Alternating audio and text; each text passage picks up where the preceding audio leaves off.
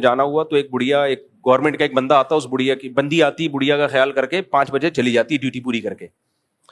ہمارے دوست تھے جو پڑوسی تھے, انہوں نے بتایا کہ یہ حکومت کی یہ نمائندی آتی ہے, نمائندی, وہ اس کی بڑی کیئر کرتی ہے, بڑھیا ہے, کوئی پوچھنے والا ہے نہیں, نہ باپ بیچارے, نہ باپ تو ویسے ہی مر گیا ہوگا, وہ تو اس سے بھی زیادہ بوڑھا ہوگا. تو اب یہ ہوتا یہ ہے کہ 5 بجے یہ چلی گئی ہے نا, اس دوران اگر اس کی ڈیتھ ہو گئی تو اس کو اگلے دن پتہ چلے گا جب صبح آئے گی. اس سے پہلے نہ کوئی اٹھانے والا. ہاں کچھ انہوں نے بٹن لگائے ہوئے ہیں بزرگوں بوڑھوں کے لیے کہ کچھ ہونے لگے تو یہ بٹن دبا دو. بعض دفعہ وہ بٹن تک بھی نہیں پہنچ پاتا بیچارہ. اور ہمارے دوست ایک جاپان میں, ان سے ایک بٹن دب گیا. ہمارے لوگ بھی فلم ہے بھائی, شوق تھا کچھ. میں تو جاپان میں جب جاتا تھا نا تو بٹنوں سے بچ کے رہتا تھا بھائی, ان کا تو اتنا ٹیکنالوجی میں اتنے آگے ہیں کہ پتہ نہیں کون سے بٹن سے کیا ہو جائے. ہم ایک خلائی شٹل میں گئے, انہوں نے خلائی شٹل رکھی ہوئی ہے وزٹ کرنے کے لیے, تو میں نے کہا بھائی بٹن نہیں دبانا, کوئی پتہ نہیں ہم چاند پہ پہنچے ہوئے ہوں, جاپانیوں کی ہے, کوئی سچی مچی کی نہ ہو کہیں. دیکھ رہا تھا بٹن نہیں دبانا بھائی کسی نے, ایک صاحب کو شوق ہو رہا تھا, میں نے کہا بٹن دبایا, اڑ گئے, واپس کون لائے گا. تو ہمارے ایک دوست تھے جاپان میں, واش روم میں گئے, بیٹھے, آٹومیٹک سسٹم, واش روم دیکھتے ہی ویلکم کیا واش روم نے. جیسے ہی واش روم میں گئے ڈھکن کھل جاتا ہے ان کا نا, واش روم نے ان کو ویلکم کیا, ان کی خوشی کی کوئی انتہا. یہ انہوں نے واقعہ سنایا, وہ ان کا واقعہ میں اپنے الفاظ میں بیان کر رہا ہوں. بیٹھے واش روم پہ, بہت سارے بٹن ہیں وہاں پہ واش روم میں. ایک بٹن ہے گرم پانی کے لیے, ایک ہے ٹھنڈے ٹھاٹ کرنے کے لیے, اور بھی اینگل وینگل چینج کرنے کے لیے. میں کیا زیادہ ڈیٹیل میں جاؤں, تو بہت مختلف قسم کے, بڑا اچھا بنایا وہ, جاپانیوں کی ٹیکنالوجی میں تو انتہا ہے بھائی. ایک بٹن ہے بوڑھے لوگوں کے لیے کہ کچھ ہو جائے تو وہ دبا دینا. ان کو پاکستانی کا شوق ہوتا ہے وہ والا بٹن دباؤ جو تمہارے کام کا نہیں. کہتے ہیں, میں نے کہا یہ الگ تھلگ سے کون سا نظر آ رہا ہے.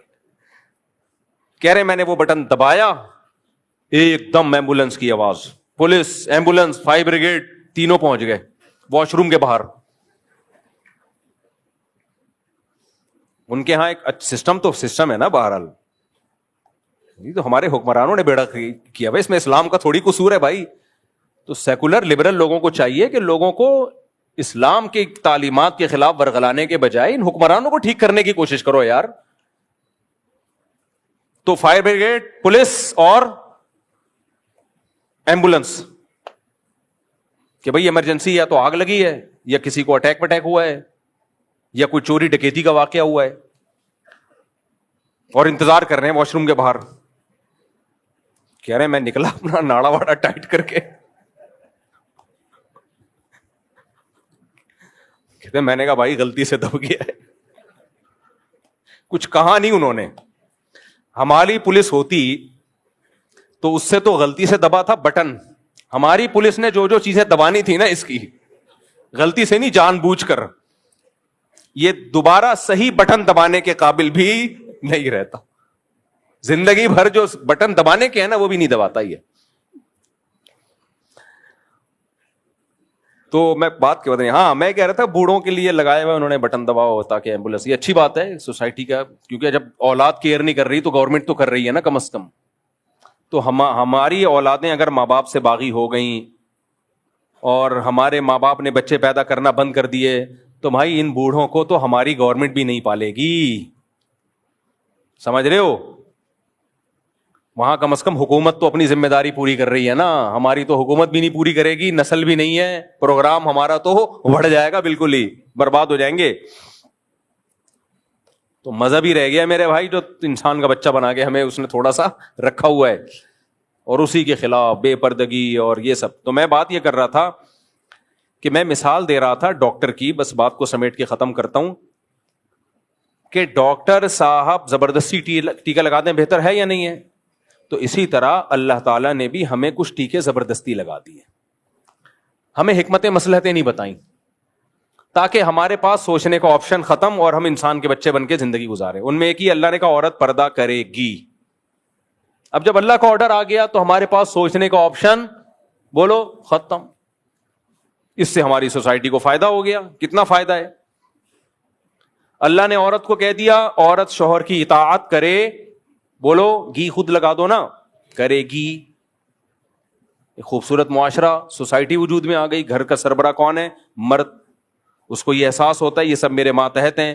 جب آپ کو یہ احساس ہونا میرے ماتحت ہیں, ان کو کھلانے کا بھی مزہ آتا ہے, ان کی کیئر کرنے کا بھی مزہ آتا ہے, اور انسان ذمہ داری لیتا ہے. کتنے لوگ ہماری سوسائٹی میں ہیں جو اپنے لیے نہیں اپنے بیوی بچوں کے لیے جیتے ہیں.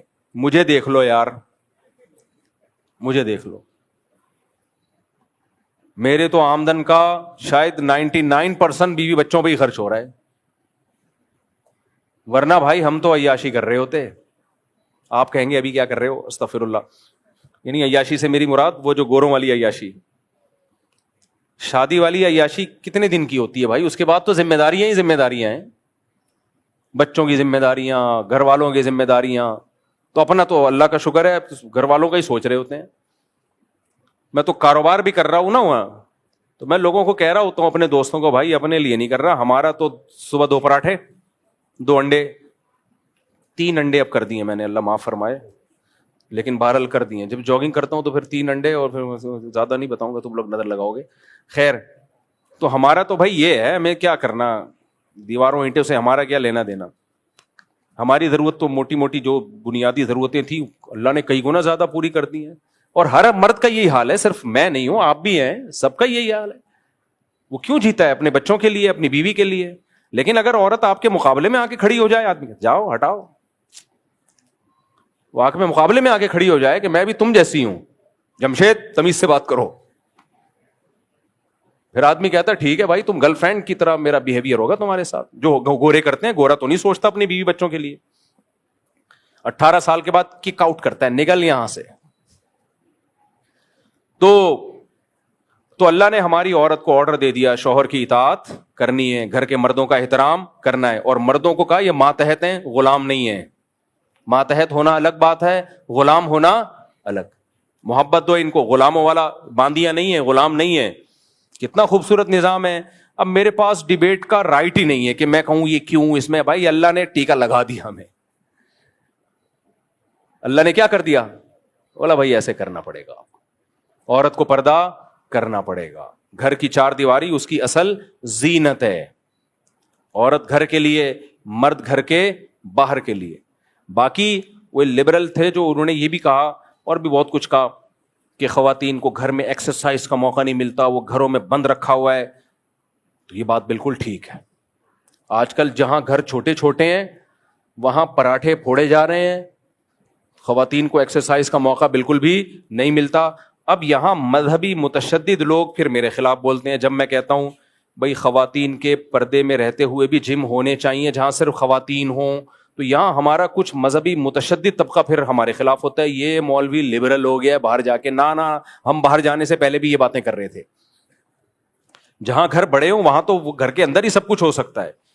جہاں چھوٹے چھوٹے فلیٹ ہوں تو بھائی بیماریاں آ رہی ہیں, نظر آ رہا ہے. یہ شوگر کی پیشنٹ ہے کتنی خواتین, موٹاپا کتنا. تو شریعت نے گھر کی 4 دیواری میں رہنے کا حکم دیا ہے, لیکن ضرورت کے وقت گھر سے باہر جانے کی اجازت ہے. تو ایسے پارک ہونے چاہیے جہاں خواتین کو واکنگ کرنے کی اجازت ہو, اور مرد کو چاہیے وہ اجازت دے. وہ روکنے کا اس کو حق نہیں ہے, وہ مر جائے گی گھر کے اندر ہی.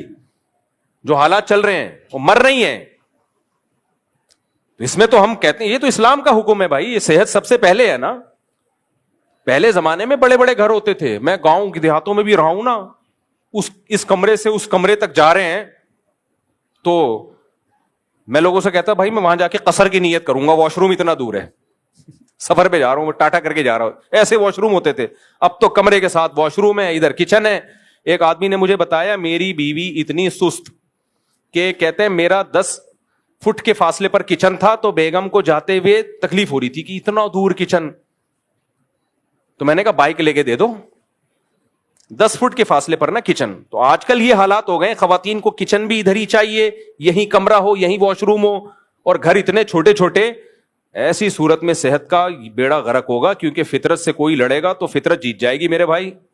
تو وہ تو ہم بھی اس کے قائل ہیں بھائی. اور پہلے گورا یہ کرتا تھا, میں نے امریکہ میں یا کینیڈا میں ایسے پارک دیکھے ہیں, پرانے پارک جنہیں گوروں نے نام دیا ہوا ہے فیملی پارک, یہاں مردوں کا داخلہ منع ہے. میں نے کہا واہ بھائی, گورا بھی کسی زمانے میں خاندانی ہوا کرتا تھا, لیکن وہ پارک اب نام کے رہ گئے.